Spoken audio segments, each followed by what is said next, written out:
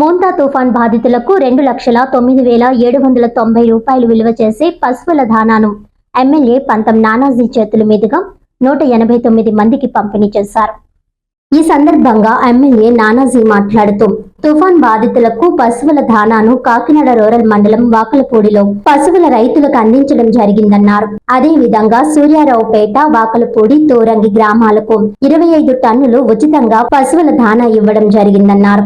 ఈ కార్యక్రమంలో civil supplies state director కడలి ఈశ్వరి, బీజేపీ నాయకులు రంబాల వెంకటేశ్వరరావు, బొలిశెట్టి వెంకట రామకృష్ణ, పంచాయతీ కార్యదర్శి పిడుగు పాండురంగారావు, పశుసంవర్ధక శాఖ AD doctor MGS Suresh, doctor PV Suresh, veterinary doctor M Rajyalakshmi, Janasena నాయకులు చింతకల శ్రీనివాస్, గంటా ప్రసాద్, కనిగిరి సత్యనారాయణ, గేదెల చిన్నారావు, చొక్కా నల్లబాబు, తాతబ్బాయి, మానేపల్లి మంజునాథ్, కొల్లుబైన శ్రీనివాస్, కూటమి నాయకులు మాటా లక్ష్మణ్, చొక్కా జగన్, కొల్లుబైన వీరబాబు, మేడిశెట్టి బుజ్జి, గంధవరపు శ్రీనివాస్, దూడ సింహాద్రి, పి సింహాద్రి, ధనబాబు మరియు వెటర్నరీ అసిస్టెంట్, గ్రామస్తులు తదితరులు పాల్గొన్నారు.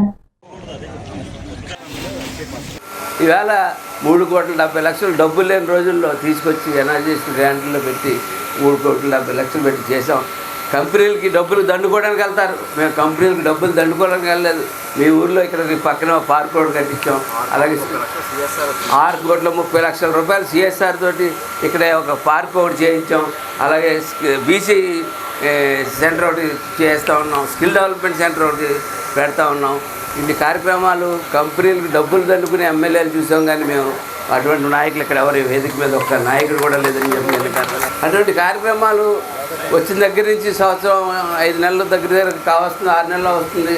6 నెలల్లో కూడా ఏ నిమిషానన్నా సరే ఈ వాకలపూడి కానీ వలసపక్కలు కానీ చిన్నప్పటి నుంచి మనకు ఆడుకుని తిరిగిన ప్రాంతాలు నేను ఈ ప్రాంతం చల్లగా ఉండాలి, పచ్చగా ఉండాలి చూడాలని నా కోరికని నేను అడుగు చేసుకుంటా ముందుకెళ్తా ఉన్నాను.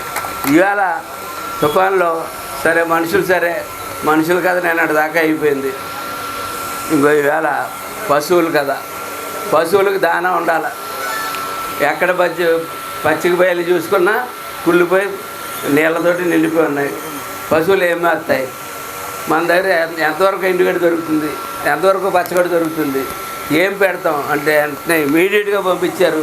5,50,000 రూపాయలు ఖరీదు చేసేటటువంటి పిల్లెట్స్ పశు దానా పంపించారు. మనసున్న మహారాజులు ఇద్దరు కూడా అని చెప్పి నేను గర్వంగా చెప్తా ఉన్నాను. ఇవాళ ప్రతి చోట కూడా మన గ్రామంలో 189 బస్తాలు ఇవాళ పంచడం జరుగుతూ ఉంది. మన గ్రామంలో ఉన్న పశువులకి వాళ్ళందరికీ కూడా ఇవ్వడం జరుగుతుంది. ఒక్కొక్క దాని యొక్క ఖరీదు 1,110 రూపాయలు ఖరీదు.